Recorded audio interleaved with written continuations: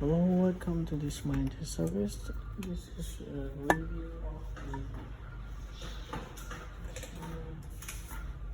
review of the customer 811. This is the Lenovo laptop. So the problem that came before when customer got work in is the laptop wasn't able to turn on or charge. And after we diagnosed of the motherboard, the short circuit, and later on we test the adapter, and the customer used the adapter that is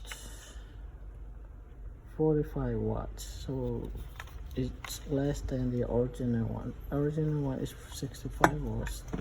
So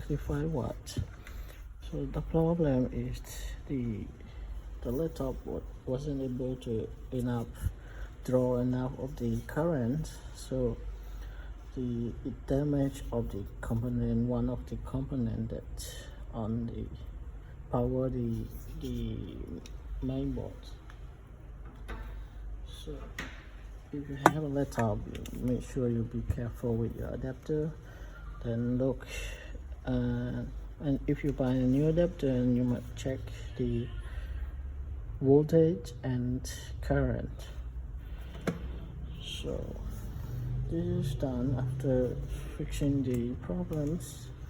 If you have the laptop, feel free to contact us at the Smart service. Thank you.